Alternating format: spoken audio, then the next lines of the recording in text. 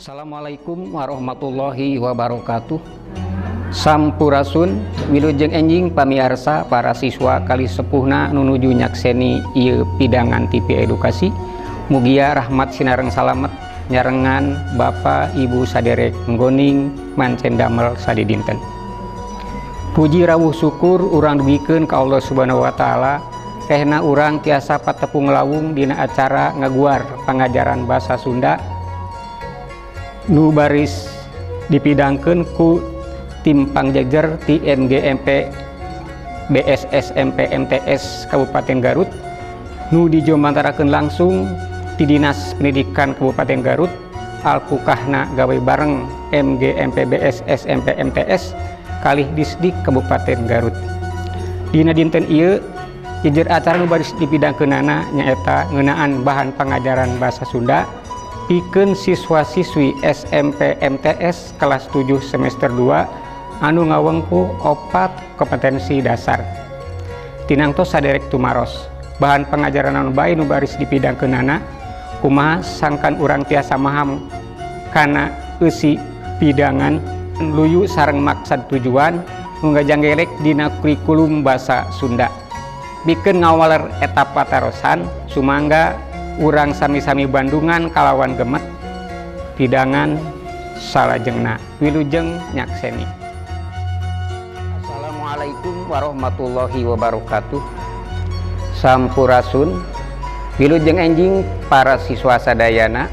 Alhamdulillah urang tiasa tepang deui dina pengajaran virtual basa Sunda.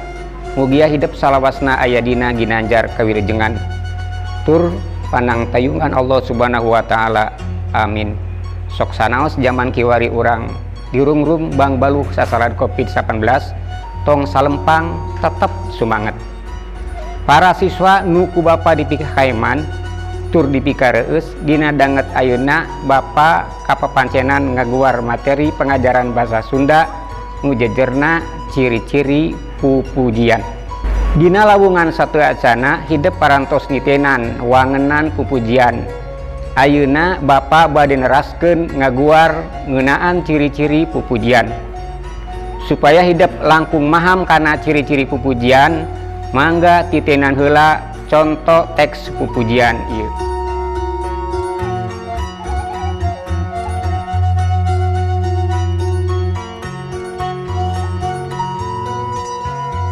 Ciri-ciri pupujian.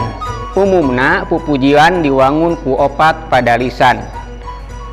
Opat jajar atawa opat baris dina sapadana atawa dina sabaitna. Dina sapada lisan diwangun ku 8 engang. Disebut oge suku kata. Tapi aya oge anu diwangun ku 2 atawa genep pada lisan. Purwakanti tungtungna atawa purwakanti laras wekas. Fungsi pupujian. Hiji, fungsi ekspresi nyaeta fungsi pikeun ngebrehkeun kereteg atawa rasa ngungarangna.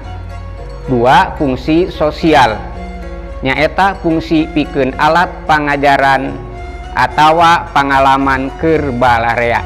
Sangkan maham kana ieu materi pek titenan ieu pancen. Hiji, sebutkeun 3 rupa ciri-ciri pupujian. 2, naon bae fungsi pupujian teh. Sakitu padaran tiasa didugikeun dina lawungan ayeuna tepang deui minggon payun dina pedaran salajengna. Hapunten tina sanis kanten kalepatan bobo sapanon carang sapakan neda luhur hapuntena. Cag amit mungkur pamungkas sanggem. Wassalamualaikum warahmatullahi wabarakatuh. Saderek sapara kanca rupina sakitu pidangan anu tiasa kadugikeun ti rengrengan MGMP BSSMP MTS Kabupaten Garut.